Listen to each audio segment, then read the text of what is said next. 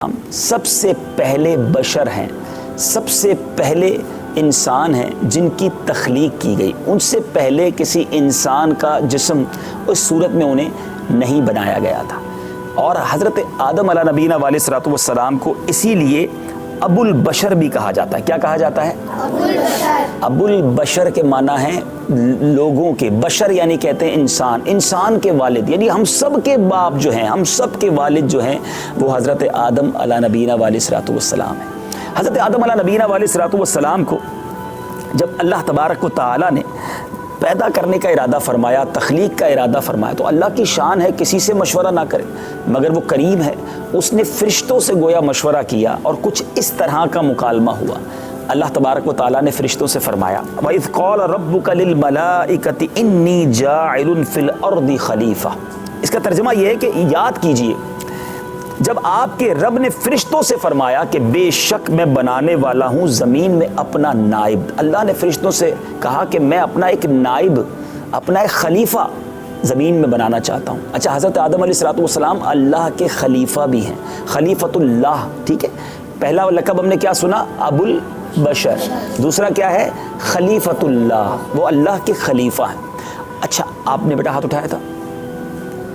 عبداللہ بھائی، میرا یہ سوال یہ ہے، حضرت آدم علیہ الصلوۃ والسلام کو کس چیز سے پیدا کیا گیا؟ چلے جناب، بڑا اچھا سوال ہے، لیکن تھوڑا سا پہلے سن لیں گے تو چیزیں اور کلیئر ہو جائیں گی. ٹھیک ہے. اچھا، اب اللہ تبارک و تعالیٰ نے جب فرشتوں سے یہ فرمایا کہ میں اپنا خلیفہ بنانا چاہتا ہوں، اپنا نائب بنانا چاہتا ہوں، تو فرشتوں نے اس کے جواب میں کیا کہا؟ سبحان اللہ، قرآن میں یہ بات بھی موجود ہے. اَتَجْعَلُ فِيهَا مَن يُفْسِدُ فِيهَا وَيَسْفِكُ الدِّمَاءَ وَنَحْنُ نُسَبِّحُ بِحَمْدِكَ وَنُقَدِّسُ لَكَ. اب اے ہمارے رب، کیا تو ایسے کو نائب کرے گا، ایسے کو خلیفہ بنائے گا جو اس میں فساد پھیلائے اور خون ریزیاں کرے گا؟ ہم تیری تسبیح، حمد اور پاکیزگی بیان کرنے والے ہیں. یعنی فرشتوں نے کہا کہ اب جو زمین پر تو اپنا خلیفہ بنائے گا تو وہاں تو جھگڑے ہوں گے، فساد ہوں گے، ہم تو فرشتے ہیں، ہم عبادت کرتے ہیں تیری. یعنی ان کا کہنے کا مقصد یہ تھا، عرض کرنے کا مقصد یہ تھا کہ خلیفہ بننے کے تو ہم حقدار ہیں. مگر رب عز و جل نے کیا فرمایا؟ انی اعلم ما لا تعلمون. فرمایا اے میرے فرشتوں، بے شک میں وہ جانتا ہوں جو تم نہیں جانتے. ٹھیک ہے. پھر اللہ تبارک و تعالیٰ نے جب حضرت آدم علیہ الصلوۃ والسلام کی تخلیق فرمائی، جیسے آپ کا سوال تھا بیٹا کہ کیسے بنایا گیا، حضرت آدم علیہ الصلوۃ والسلام کی تخلیق مٹی سے ہوئی، ان کو مٹی سے بنایا گیا. ٹھیک ہے. اچھا، اور مٹی بھی کمال کی مٹی تھی. حدیثوں میں یہ مضمون ملتا ہے کہ پوری دنیا سے، یعنی حضرت اسرائیل علیہ الصلوۃ والسلام کو بھیجا گیا زمین پر کہ ایک مٹھی مٹی لائیں، مگر اس ایک مٹھی میں گویا پوری دنیا کی مٹی کے ذائقے بھی تھے اور رنگ بھی تھے. یعنی کالی، سفید، سرخ، سیاہ، اور اسی طرح میٹھی، ترش، کڑوی، ذائقے میں بھی مختلف مٹیاں جمع ہو گئی اور رنگ کی بھی مختلف مٹیاں جمع ہوئیں. اور اس کی وجہ آپ جانتے ہیں اس سے کیا بنا؟ جب ایسی مٹی سے حضرت آدم علیہ الصلوۃ والسلام کو بنایا گیا تو حضرت آدم علیہ الصلوۃ والسلام کی جو اولاد ہے، ہم حضرت آدم کی اولاد ہیں نا، ہم آدمی کہلاتے ہیں. ٹھیک ہے نا.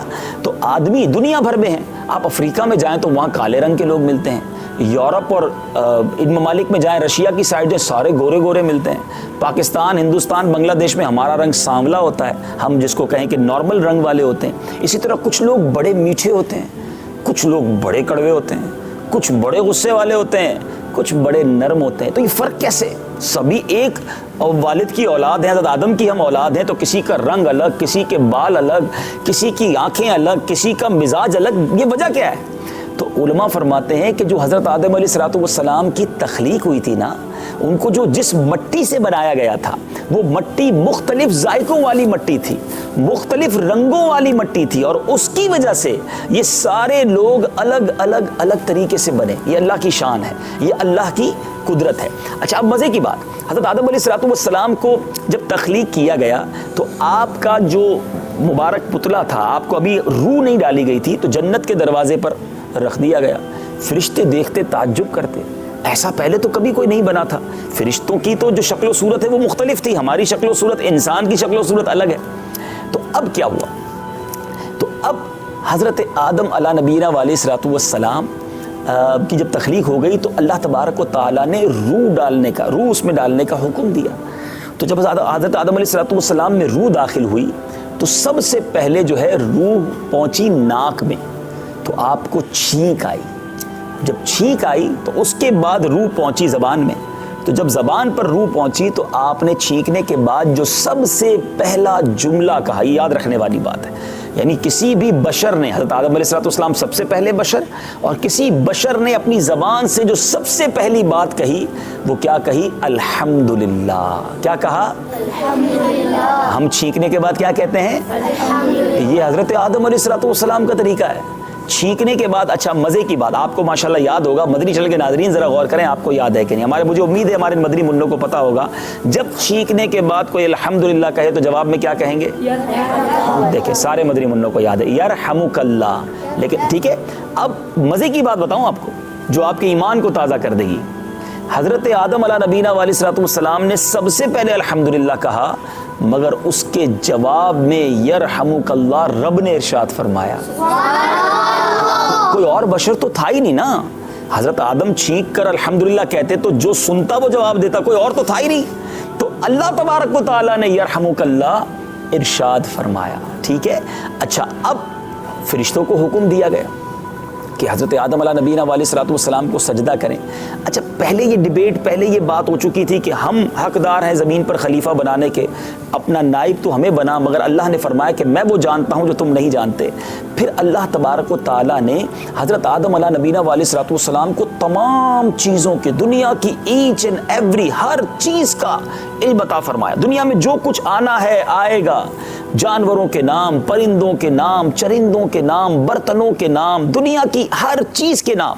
بلکہ ایک اور ایمان افروز بات بتاتا ہوں، یہ جتنی باتیں میں ایکسٹرا کہتا جا رہا ہوں نا، اس کو غور سے سننا ہے۔ ہو سکتا ہے میں اس واقعہ سنانے کے بعد کچھ سوال آپ سے بھی کروں، اور مدنی چینل کے ناظرین آپ سے، مدنی منوں آپ سے بھی کرنا ہے کہ حضرت آدم علیہ نبینا علیہ السلام کو پتہ ہے کتنی زبانیں اللہ نے یاد کروائیں، کتنی زبانیں سکھائیں۔ آج دنیا میں لوگ ملتے نا، کہتے ہیں مجھے 5 زبانیں آتی ہیں، 10 زبانیں والوں کو تو لوگ بہت بڑا عالم سمجھتے ہیں کہ اس کو 10 ملکوں کی زبانیں آتی ہیں۔ حضرت آدم علیہ السلام کو 7 لاکھ زبانیں عطا کی گئیں، یعنی 7 لاکھ زبانوں کا علم، یعنی جو 7 لاکھ لینگویجز، 7 لاکھ بولیاں ہیں، حضرت آدم علیہ نبینا علیہ السلام کو سکھا دی گئیں۔ اللہ نے وہ علم عطا فرمایا، اللہ سکھانے والا ہے حضرت آدم علیہ السلام کو۔ حضرت آدم نے رب سے وہ سارا علم لے لیا۔ اب فرشتوں سے اللہ تبارک و تعالیٰ نے فرمایا کہ اے فرشتوں اب بتاؤ ان چیزوں کا نام، ان چیزوں کے بارے میں۔ فرشتوں نے کہا اے رب عز و جل ہم تو وہی جانتے ہیں جو تو نے بتایا۔ پھر حضرت آدم علیہ السلام سے فرمایا اب تم بتاؤ، تو انہوں نے سارے نام بتا دیے۔ تو فرشتوں نے یہ احساس کر لیا، یہ ریئلائز ہو گیا انہیں کہ یہ علم میں آگے ہیں، اور پھر فرشتوں کو حکم دیا گیا کہ سجدہ کیا جائے۔ مگر یہاں پر جو بڑی اہم بات آپ کو بتانی ہے، ہمارے مدنی چینل کے ناظرین کو بھی بتانی ہے کہ علم جو ہے حضرت آدم علیہ نبینا علیہ السلام کی برتری، فوقیت اور عروج کا سبب بنا، اور انبیاء کی میراث کہا گیا علم کو۔ تو ہم جتنے اسلامی بھائی یہاں ہیں، مدنی منع مجھے سن رہے ہیں، علم حاصل کریں۔ علم وہ عظیم خزانہ ہے۔ دیکھیں لوگ کہتے ہیں مال ہونا چاہیے، پیسے کے لیے ساری زندگی لگاتے ہیں، علم کے لیے وقت نہیں نکالتے۔ دنیا میں بہت سارے آپ کو مالدار ملیں گے، جی بیٹا آپ کا سوال ابھی لیتے ہیں، دنیا میں بہت سارے مالدار ملیں گے، مگر ان مالداروں کے پاس علم نہیں ہوتا، علم دین سے بہت دوری ہوتی ہے۔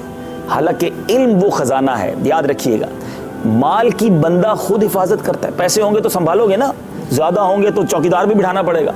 مال کی بندہ حفاظت کرتا ہے، علم انسان کی حفاظت کرتا ہے۔ فرق دیکھیں، مال دنیا ہی میں رہ جاتا ہے، علم قبر میں بھی ساتھ جاتا ہے۔ مال جتنا خرچ کریں کم ہوتا ہے، علم جتنا خرچ کریں یعنی جتنا بتائیں، جتنا پھیلائیں، بڑھتا چلا جاتا ہے۔